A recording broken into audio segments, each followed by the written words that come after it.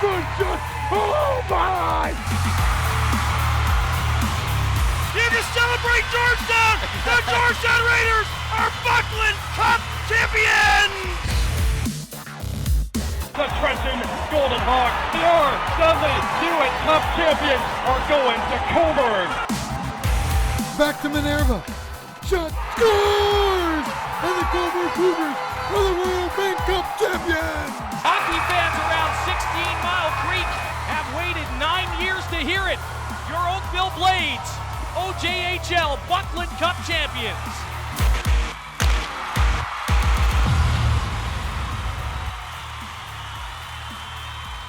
Well, Leave It to Beaver was the theme of last week as Damon Beaver of the Stouffville Spirit put on a ridiculous goaltending performance against Mississauga. More on that in just a second. This is the OJ Today. Welcome back, everybody.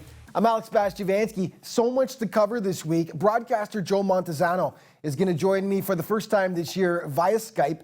Plus, we'll have a feature story on Cole OHara of the North York Rangers, one of the top young players in the OJHL. But first, game highlights. And after missing the playoffs for 2 consecutive seasons, the Stouffville Spirit are back this year in a big way, backed by the stellar goaltending of Damon Beaver and the offense of OJ All-Star Connor May. The Spirit have shot up to first place in the North Division. They were looking to keep the hot play going against Mississauga last week. OJ highlights now brought to you by BioSteel. BioSteel, the official isotonic beverage of the OJHL. Stouffville is currently neck and neck with Collingwood for first place in the North, and they got off to a sizzling start in this one.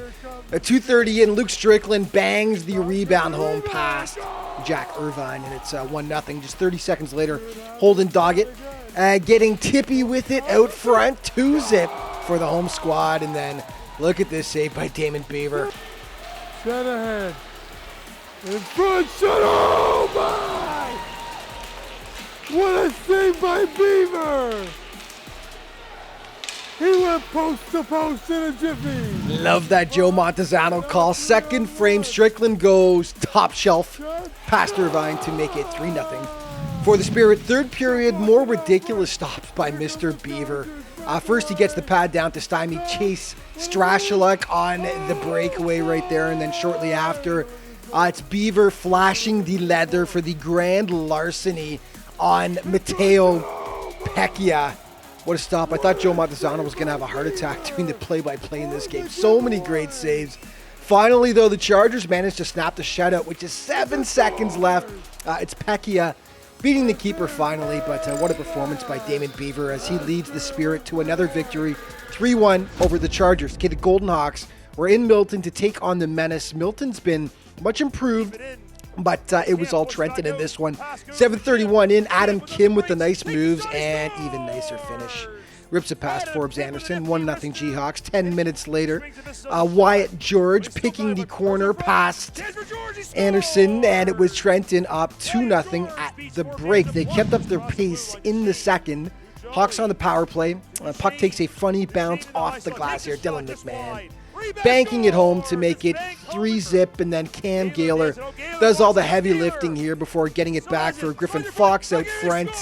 That made it 3. They would add 2 more, while Milton could only manage 1 as the Golden Hawks cruise to the 5-1 win over the Menace. A South Division battle between 2 teams that will be fighting each other for a playoff spot the rest of the way this year. North York in Mississauga, Joe Washkarak and his boys neck and neck with the Rangers in the standings. They came out with the burr in their saddle. Luca Tellis, the smackdown on Miles Perry. Beautiful open ice hit. And the Chargers strike first. Mateo Pecchia to Matthew Sopp, the 16-year-old wonder kid. And look at this move. Eli Schiller still looking for the puck. What hands on this kid. 1-0 Chargers. Second period, and the Rangers get it back. Definitely not as pretty, but as long as it goes in, they couldn't care less. Miles Perry just keeps banging away at it out front until it goes in. That ties it up at 1 apiece, and then in the third, North York gets the winner. We're doing a feature story on Cole OHara in the next segment, and this is just a taste of what you'll get The 17-year-old sniper, what a play. Squeezes it past Frank Bowl. That proves to be the decider as the Rangers add an empty netter and grab 2 essential points against their rival, the Mississauga Chargers. Okay, the junior Canadians have been red hot lately, so the result in this one may have surprised a few people. Just as shocking was that the game was scoreless through the third period, considering that high-powered JRC offense. Nick Stovchek having a great game between the posts for the Royals. Nice stops there. This one ended up going to overtime. The 2 defenders were up at the red line and the 2 forwards were back in their own zone. Now here's Boniuto taking it wide. Pass in front. The shot scores! As the Markham Royals win this one 1-0 in overtime. Okay, 60-second Spotlight is brought to you by College Hockey Inc. College Hockey Inc., official partner of the OJHL. Michael Hill, right wing, Brampton Admirals. Now controlled by Hill. Towards the net, he scores. Oh, what a move. What I bring to the game is my speed and physicality. Love passing the puck, making plays, being a big body, presence out there, and scored a lot of goals. What I think about this team is that we're a young, fast, physical team. We like to bring a lot of intensity to the games, and got a lot of good guys on our team, and hard, physical, like scoring, very offensive and defensively strong. This season, I think that we're going to surprise a lot of teams, and we're going to exceed expectations because there's a lot of potential with this team, trying to challenge for the Buckland Cup. Here's a chance. Hill in front scores. Michael Hill, what a shot, bar down.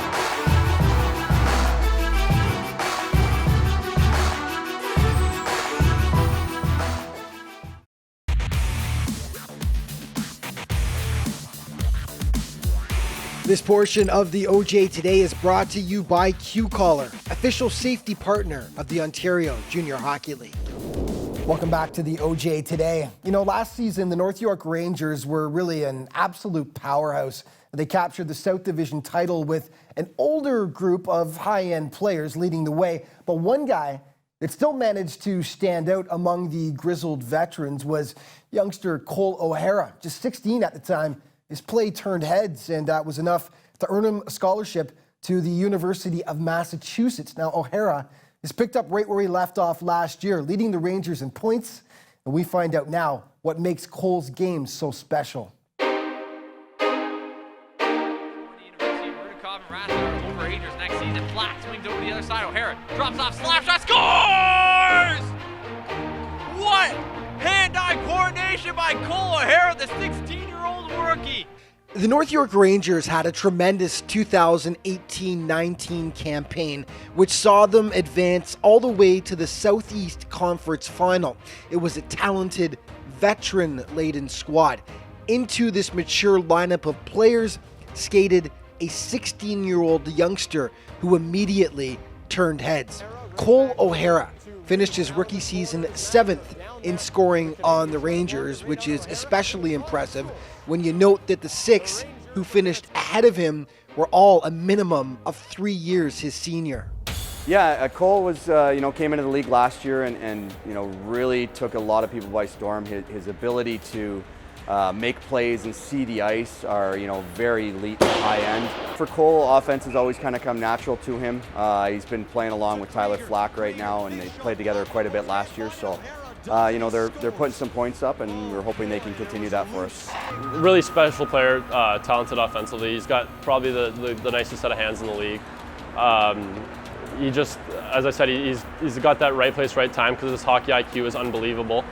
And he's got an underrated shot for his size. He beats goalies quickly because he's got that quick release, and it just catches them by surprise because it's pretty hard.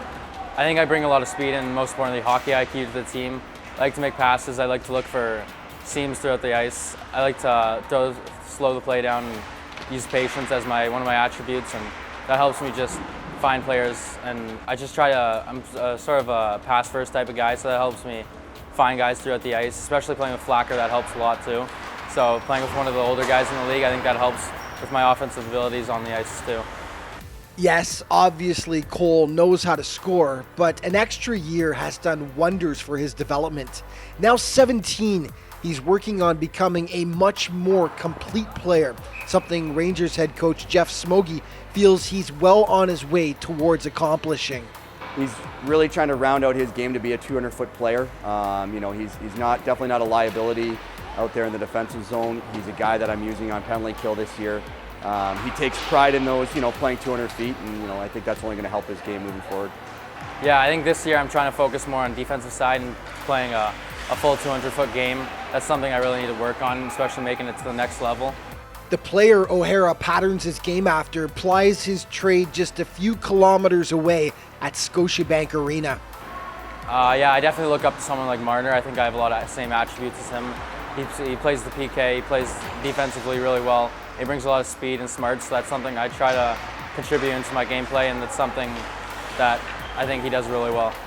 OHara had options after his minor midget year. Major Junior was one. He was a draft pick of the Hamilton Bulldogs, but his goal was always to head south of the border, and that's exactly what he's going to do, as in 2021, he'll make his debut with UMass Amherst of the NCAA. Yeah, I think it was pretty set and clear. I didn't really want to go to the Ontario Hockey League. I saw OJHL as an opportunity to go to NCAA, and that's exactly what I took. With University of Massachusetts, that was just a clear option for me, and that was an unbelievable program. I decided that was the best option. Yeah, when I went down for my visit, it was pretty clear, just the facilities, the staff, the program they had there, it was top notch, and everything they had was just, I think the biggest thing was just the coaches they had. They really took me in. They made me feel like I was at home and everything. So that was just a pretty clear option as to that's the NCAA program I wanted to go to. I think it's going to be a great fit for Cole. He's still physically getting stronger on and off the ice, and I think another year here, and potentially, he goes in next year as a true freshman. I think he'll do extremely well at the next level. It's his draft year. We're hoping that he's going to at least get some NHL looks. He's an extremely talented and extremely skilled player, and understands the game at a very high level. OHara is excited to take his game to that next level, but remains firmly committed to the Rangers first and foremost. Yeah, UMass I think will be a huge stepping stone, especially making it to the next level. The draft's this year, so that's something that I'm always looking at too. That's one of my bigger goals, and that's something that I think that will come with team success. With team success, individual success will come, so that's something I put first. Rebound, Coulter scores! And Cole OHara snipes the back of the net, continuing a great campaign. And just a reminder, it's just about here. The best and the brightest of the OJ will be on display Saturday, November 30th at the OJ's All-Star Celebration at 16 Mile Arena in Oakville. A chance to see the past, present, and future of the league, an alumni game, Young Guns contest, and of course the big game itself at 3 p.m. Head to ojhl.ca for more information, tickets, just $5, the best deal in town. And that will be our first broadcast of the OJ Game of the Week. So if you can't be there in person, tune in to CHCH television coast to coast across Canada. It will be broadcast featuring Alex Bloomfield and yours truly. 3 p.m. puck drop from 16 Mile Arena, or watch it on CHCH. And that will be one of 9 broadcasts on CHCH television this year. Some great matchups in there. That Toronto Patriots at Wellington game on January 18th. That's a headliner for sure. OJHL.ca once again for more information.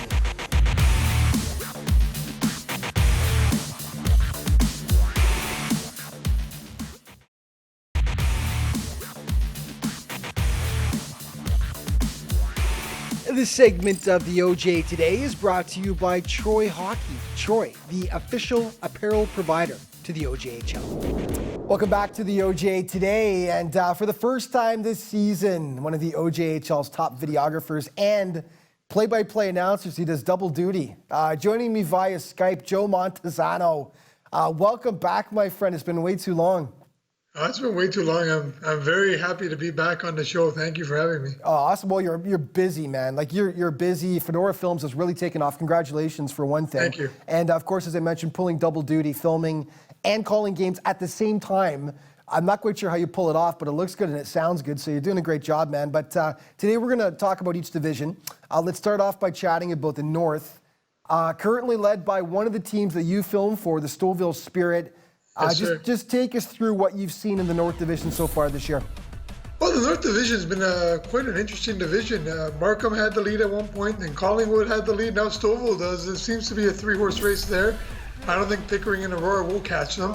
However, Stouffville definitely in the last 10 games have 17 points in their last 10 games, defeating Markham twice handily in their own barn. So, I mean, Stouffville has a great goalie in Beaver. I think the only team that can catch them is Collingwood, and that's if Collingwood doesn't go on a slump, and they've proved that they can get hot and get cold. Right now, in the last 10 games, 17 points. That's pretty good. That's pretty good for the Spirit. Yeah, absolutely. And some of those highlights you gave us of Beaver's performance, oh my God. What a performance he had against the Chargers. I think it was Thursday night, wasn't it, last week? Anyway, moving on to the West, though. It sees a usual suspect, the Oakville Blades, fighting for top spot again, but neck and neck with another team that's really turned some heads and surprising a lot of people this year in the Burlington Cougars. What are your impressions of the West? Well, I'm not surprised by the Cougars. The Cougars have been good the last 2-3 years, and now everything's coming together for them. And Oakville's got to watch out. That division is a two-horse race, and Oakville has been a perennial powerhouse in this league, and everyone wants to be the perennial powerhouse. And Burlington's definitely on their shoulders. And you know what? They were the highest ranked team in the OHara at one point, Oakville. Now Burlington's right behind them, and that's anyone's division of those two teams for sure. I mean, Georgetown and Brantford, I don't know if they're going to be able to catch them. I know we're not near the end of the season yet, but it's a 15, 16-point race there, so it's a two-horse race. Yeah, it's going to be a lot of fun to watch. Let's move to the Southeast Conference now. We'll start in the South Division. Two teams really separated themselves from the pack. The Toronto Patriots, a top 10 nationally ranked squad, and the Junior Canadians.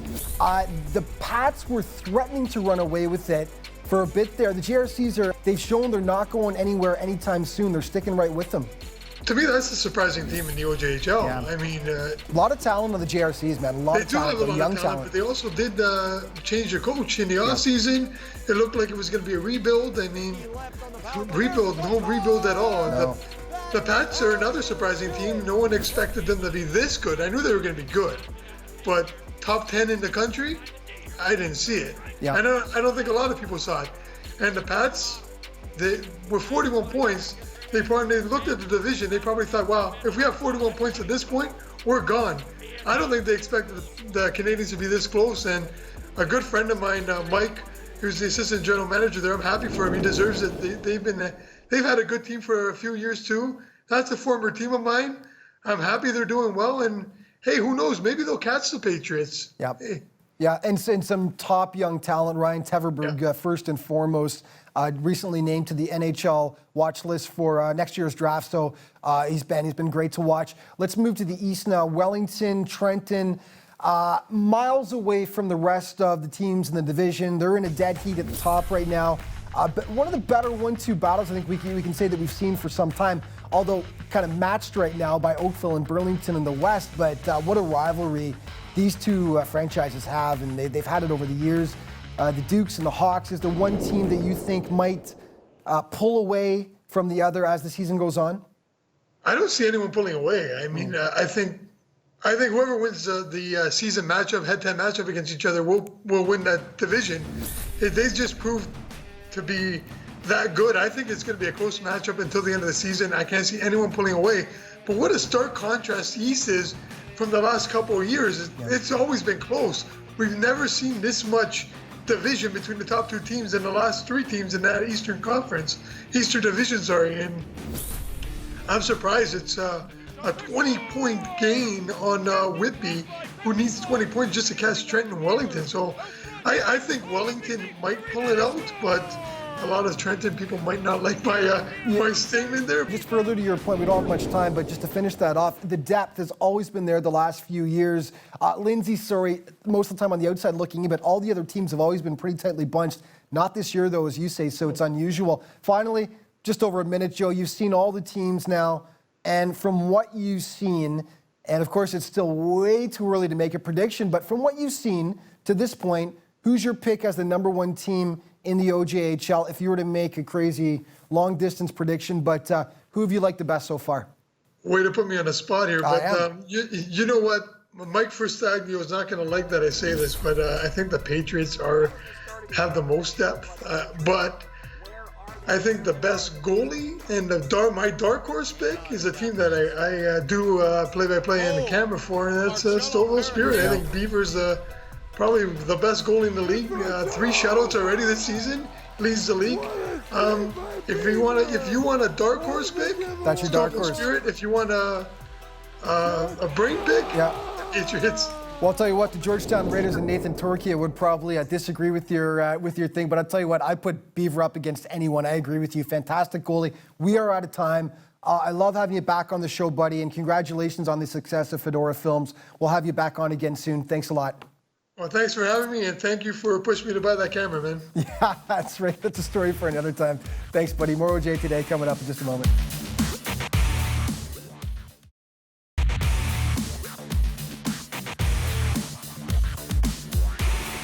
This segment of the OJ Today is brought to you by Scotiabank. Scotiabank, the official bank of the OJHL. Welcome back to the OJ Today. There's one crazy battle going on at the top of the East Division this year. Wellington and Trenton have been going toe-to-toe all season long, like two prize fighters. They've traded blows, but both are still standing and going strong, sitting within a couple of points of each other for first place. Now, when you're a top team, the last thing you want to do is drop points to a last place squad. Case in point, the Dukes were in Brampton last weekend taking on the Admirals, who sit in the South Division cellar. And like a good team does, they kept their foot on the accelerator, avoiding any letdown against Brampton. Wellington in a dead heat at the top of the East with Trenton at the moment, and they were in charge right from the start here. 42 seconds in, way too many chances out front of the Brampton net. Finally, Daniel Panetta rips it home. 1-0. Soon after, some beautiful passing here by the Dukes as they go tic-tac-toe. Dylan Massey, the finish at the side of the net. 2-zip Wellington. 72 seconds later, Ben Addison will risk the point shot past Travis Smith. Wellington would be at 5-0 at one point. They held on for the 5-3 win. Brantford faced Oakville in a West Division tilt, and this was a doozy. It's the Ball dynasty going to work to start things off. Kyle Ballers to Jacob Ball. Sweet shot past Will Barber. 1-0 for the 99ers. The Blades came on strong in the second, though. First, it's Jack Lyons absolutely tattooing the point shot past Colton Ince to knot it up at one apiece. And then the steal by Ryan OHara. He plays peekaboo from behind the net. 2-1 Blades. Brantford would make it 2-2 as they headed into the third, where the teams would trade goals. 99ers 2-on-1 here.